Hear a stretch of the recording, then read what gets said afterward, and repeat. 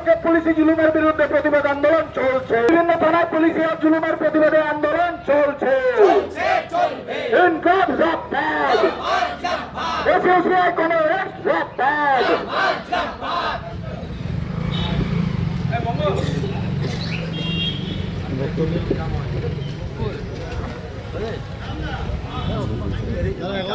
hello, Congress বন্ধুগণ,